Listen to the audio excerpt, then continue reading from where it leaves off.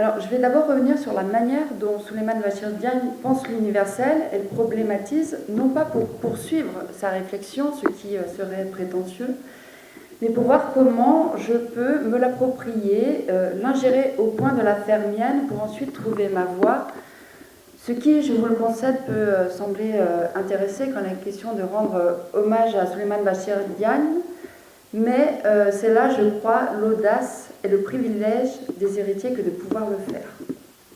Alors, dans sa communication pour un universel vraiment universel, prononcée lors de la première édition des Ateliers de la Pensée qui ont eu lieu l'année dernière ici même à Dakar, et publiée dans l'ouvrage collectif Écrire l'Afrique monde, Souleymane Bachir Diagne présente la conférence de Bandung de 1955 comme le moment où se met en chantier un nouvel universel, vraiment universel, selon l'expression d'Emmanuel Wallerstein.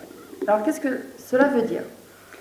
C'est le moment où, précise-t-il, 2000 délégués de 29 pays d'Afrique et d'Asie se réunissent pour dire que l'Europe ne doit plus être le centre du monde et où les peuples qui ont eu à subir la domination coloniale remettent en question l'un de ses arguments, sinon sa justification idéologique, la nécessité de répandre les lumières sur le monde, cette fameuse mission civilisatrice qui s'est faite au nom de l'universalisme. Or, Bandung déconstruit cet universalisme-là et pose les pierres d'un nouveau monde, un monde postcolonial, nous dit Souleymane Bachir Diagne. Refuser l'universel tel que l'Europe occidentale coloniale l'a conçu, c'est alors s'arracher des ténèbres dans lesquelles cette Europe a voulu nous enfermer, c'est refuser qu'il existe une zone du non-être dans laquelle elle a étouffé ce qui ne lui ressemblait pas, pour alors naître pleinement au monde, pour affirmer son humanité. Vouloir un monde postcolonial et surtout décolonial, c'est vouloir faire monde réellement, c'est vouloir remembrer une humanité disloquée.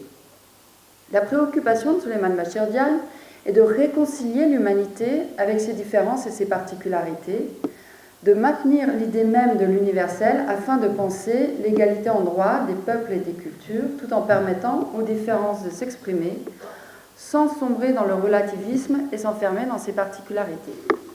N'oublions pas que c'est au nom d'une spécificité africaine qu'a été niée l'existence même de la philosophie en Afrique et que ce continent a été éjecté de la trajectoire de la raison et de l'histoire et rejeté dans un hors-monde. La différence, ou ce qui a été perçu comme différence, la couleur de l'épiderme, a été érigée en marqueur du non-être, la norme étant alors celle du monde blanc colonial.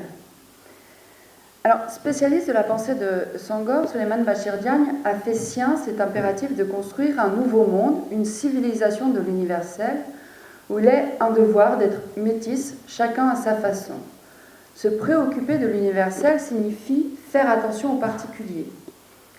Comment garder cette pluralité ouverte sans la dissoudre dans l'un? Comment penser dans la relation? En investissant l'idée de traduction, nous dit Souleymane Bachir Diagne, qui en cela rejoint tout un pan de la philosophie africaine contemporaine qui a fait de la question de la traduction un axe majeur pour appréhender la singularité des pensées africaines en dehors de tout particularisme excluant. Je pense au travail d'Alexis Kagame, mais aussi à celui de Kwasi Viridou, qui invite à philosopher, ce qui ne signifie pas nécessairement écrire, dans les langues africaines, ou plus exactement, à philosopher dans la traduction, afin de démasquer les faux universalismes. C'est ce que Souleymane Bachir Diagne appelle penser de langue à langue, titre de sa contribution à l'ouvrage Penser écrire l'Afrique aujourd'hui, dirigé par Alain Mabanckou. L'exercice de la traduction permet de maintenir les différences sans les fondre dans l'un et d'investir la relation. Elle est ce qui relie la communauté humaine. Elle est le langage de l'universel, car ce dernier s'éprouve dans la traduction, nous dit Souleymane Bachir Diagne, en cela, fidèle lecteur de Merleau-Ponty, qui a déplacé l'universel d'une langue européenne, grecque, latine, allemande, française, à l'exercice même de la traduction, posant là la possibilité d'un universel non impérial, latéral, qui seul peut nous permettre d'appréhender différemment le monde. S'il s'agit de faire monde différemment et de vivre en intensité avec le monde, c'est faire monde en respectant le divers, certes, mais pas seulement. C'est aussi être dans l'émotion, nous rappelle Senghor, c'est-à-dire épouser le mouvement du monde pour connaître et revenir à l'intuition. Que nous disent les lectures en cascade de Souleymane Bachir-Diagne, lisant Senghor et Iqbal, lisant Bergson et Teilhard de Chardin? Que l'intuition seule peut nous conduire au cœur de la vie. Elle nous permet de connaître vitalement le monde, nous dit Senghor. La connaissance occidentale a séparé le sujet et l'objet. Le sujet s'est posé dans sa séparation avec le monde qu'il a objectivé. Quand je dis la connaissance occidentale, je dis ça de manière très vite, de manière un peu caricaturale, mais c'est un mouvement d'ensemble qui opère essentiellement à partir de la modernité. C'est ce mouvement même qui a permis par ailleurs la constitution de l'ethnologie qui a son origine coloniale, fait de l'autre un objet séparé de soi. Il s'agit aujourd'hui de revenir au monde. Il ne suffit pas d'être au monde, encore faut-il apprendre à naître au monde, à laisser parler le corps, ne plus être dans un rapport d'extériorité aux choses. C'est donc, ainsi que je viens de le dire, renouer avec la saisie intuitive, celle de l'intelligence qui comprend, et non de l'intelligence qui sépare. C'est privilégier, ainsi qu'Arvid Senghor, la raison étreinte, synthétique, qui nous installe au cœur de l'objet, qui n'est plus alors défini dans sa dualité avec le sujet, à la raison œil, analytique, qui opère en prenant de la distance avec l'objet perçu. Ainsi pouvons-nous être dans le rythme de l'objet, qui est, nous dit Senghor, architecture de l'être, le dynamisme interne qui donne forme, le système d'onde qu'il émet à l'adresse des autres, l'expression pure de la force vitale. Ainsi, connaître le monde, c'est naître au monde et naître avec le monde dans le mouvement du monde. Être dans le mouvement du monde, c'est, me semble-t-il, renouer avec l'énergie, donc d'une certaine manière avec le rythme, renouer avec l'énergie cosmique qui est la nôtre et avec notre nature astrale. L'explosion des méga-étoiles a engendré la Terre.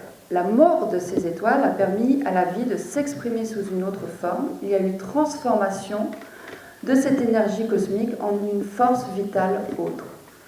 L'observation du vivant nous enseigne qu'il n'y a qu'un principe, le principe cosmique, mais qu'il engendre et ne se dit que dans le pluriel. L'un est pluriel. Il y a 10 fractions du principe cosmique. L'universel s'inscrit dans le particulier, le divers est ce qui permet aux vivants de se régénérer. On connaît l'importance de la diversité génétique. Cet un-là, cet universel, est différent de l'un colonial et impérial qui est l'un du même. Là, nous sommes face à l'un du divers, et si universalisme il y a, c'est sur la base d'un universel de fondement, un principe cosmique, un ordre du vivant, une humanité, mais cet universel ne se donne que dans son pluriel. Il s'agit donc d'un pluriversel, et ce qu'il s'agit de penser et de se donner comme horizon, me semble-t-il, c'est l'en commun, ce que nous partageons, et non finalement l'universel qui est notre point de départ. Abdurrahman Seck établit une distinction intéressante entre le commun et l'en commun. Le commun, dit-il, c'est ce que nous partageons, un espace, une ressource, et que nous décidons de gérer. L'en commun, c'est ce qui est mis à l'honneur dans le lien social, ce qui est embelli. Il y a un impératif d'en commun qui, au fond, est une exigence de civilisation et d'humanité. Faire monde, c'est tisser les différences ensemble. C'est travailler à l'achèvement de son humanité qui ne nous est pas donnée. Nous devons la construire. C'est un processus qui nous permettra de faire monde. Mais être humain, me semble-t-il, c'est prendre conscience que nous ne sommes pas tant terriens que de nature astrale, et c'est prendre en considération notre insertion cosmique et ce que ça suppose de respect du monde et du vivant. Dans son ouvrage, Léopold Sédar Senghor, L'art africain comme philosophie, Souleymane Bachir-Diagne écrit, je le cite, « On peut, dit Teilhard de Chardin, suivre la voie de l'égoïsme, celle qui consiste à penser qu'avec soi, que l'on soit un individu ou une nation, le mouvement a atteint sa finalité. Cet égoïsme, père de tous les ethnocentrismes, porte en soi la domination, la colonisation. On peut, à l'inverse, saisir pleinement ce que veut dire être né et se développer en fonction d'un courant cosmique, et se pénétrer alors de la responsabilité d'avoir à continuer l'effort pour faire advenir plus de vie, plus d'être, en prolongeant vers toujours plus d'unité les génératrices du monde. La conscience de notre dimension cosmique nous oblige à vouloir faire monde, à vouloir construire de l'en commun qui renforcera notre force vitale. C'est rejoindre là la question de Teilhard de Chardin qui demande « Qu'est-ce que nous attendons pour ouvrir tout grand nos cœurs à l'appel du monde en nous, au sens de la Terre. Il s'agit donc de retrouver le sens. Retrouver le sens pour parvenir à s'humaniser et à faire monde, construire un monde en partage. C'est là tout le contraire du processus de globalisation ou de mondialisation qui ne fait pas monde, mais délie en cloisonnant, en exploitant et la terre et les hommes, et qui impose un universel de surplomb, qui uniformise au lieu de lier. Il y a une dimension cosmique du dialogue des cultures chez Senghor comme chez Teilhard de Chardin. C'est le dialogue qui respecte les différences et permet plus de vie, qui permet qu'émerge en plus être. Ces philosophies sont des cosmologies non pas fixes mais émergentes. La création n'est pas faite une fois pour toutes, mais ce faisant, pointe Souleymane Bachir Diagne, qui écrit dans son ouvrage sur Senghor, qu'un dialogue des cultures ne soit possible qu'orienté par la force de vie, elle s'incarnera par exemple dans la philosophie des droits humains, qui leur apprend que pour se rencontrer, il faut savoir se décentrer et dépasser ainsi les égoïsmes et les soliloques. C'est ce que disent ensemble, souvent dans des termes ou des images assez proches, Teilhard de Chardin et Iqbal, et Senghor avec eux, et j'ai envie de rajouter, et Souleymane Bachir Diagne avec eux.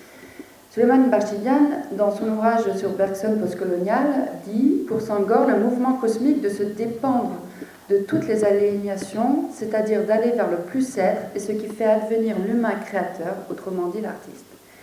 Réaliser son humanité, c'est aller vers le plus-être et non le plus-savoir, c'est ne pas rajouter de la matière à la matière, mais gagner en intensité, c'est renforcer le vivant et intensifier la vie, intensifier la relation dans laquelle se dit l'être. Il y a une dimension spirituelle au plus-être qu'il nous faut questionner. Pour Senghor, nous dit Souleymane Bachir Diagne, dans Bergson postcolonial, il y a un choix éthique d'aller dans le sens de la poussée du vivre vers un plus-être. Cela, me semble-t-il, nous invite à dessiner une éthique de la relation qui renforce l'être. Aller vers plus d'être renforce la force vitale qui nous anime et nous permet de nous réaliser pleinement, spirituellement, être pleinement soi. L'homme ne peut connaître sa véritable nature que s'il intériorise sa réalité cosmique. La connaissance de soi doit se penser dans cette insertion cosmique. Et je voudrais revenir sur une expression du langage commun qui est l'expression de vie végétative qu'on utilise pour désigner quelque chose de quasi-mort, sans mouvement ni évolution.